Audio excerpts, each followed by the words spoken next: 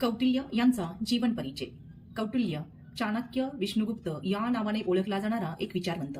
चंद्रगुप्त मौर्याचा मुख्य प्रधान होता. कौटिल्य हा चंद्रगुप्त मौर्याचा मुख्य प्रधान होता.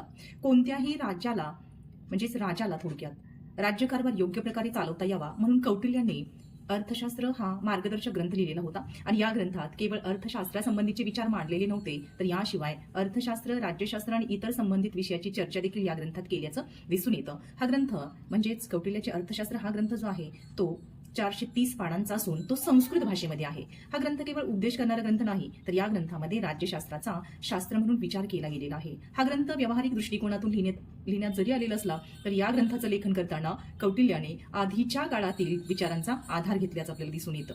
मग कौटिल्याचं म्हणणं असं होतं की अर्थशास्त्र धर्मशास्त्रापेक्षा काय आहे, वेगळं आहे. राज्याचा एकमेव उद्देश लोककल्याण साधणं हा असावा, असे मत कौटिल्य यांचे होते. या ग्रंथात कौटिल्य यांनी आपले विचार केवळ अर्थशास्त्रापुरतेच मर्यादित न ठेवता समाजाला भेडसावणाऱ्या विविध समस्यांचं देखील वर्णन तिथं केल्याचं आपल्याला दिसून येतं. कौटिल्याने लिहिलेला अर्थशास्त्राचा ग्रंथ जो की 430 पानांचा, त्यामध्ये बृहस्पती, भारद्वाज, विशालक्ष, बहुदंत यासारख्या 18 आचार्यांच्या विचारांचा आधार घेतलेला दिसून येतो. आणि या ग्रंथात आदर्श राज्याच्या अंतर्गत व्यवस्थापनाबाबत विश्लेषण केलेलं आहे. परराष्ट्र धोरण असेल, युद्धाची तयारी, राजांचं संघटन, मुक्त व्यापार इत्यादी प्रकारची माहिती जी आहे ती या ग्रंथात आहे. मग कौटिल्यांनी अर्थशास्त्राची एक स्पेसिफिक अशी व्याख्या केलेली आहे, ती म्हणजे मनुष्याच्या उपजीविकेचे साधन म्हणजे अर्थ. मग पृथ्वीवर किंवा भूमीवर मानव राहतात म्हणून भूमी आणि पृथ्वी अर्थ होय. आणि या पृथ्वीच्या किंवा नैसर्गिक साधन संपत्ती जी आहे तिच्या साह्याने मानवाची उपजीविका चालत असते, गरजा भागत असतात. तिची नैसर्गिक साधन सामग्रीची उपलब्धता जी आहे, जो आपण लाभ घेतो, संवर्धन पालनविषयक उपायांचा अभ्यास म्हणजे अर्थशास्त्र होय.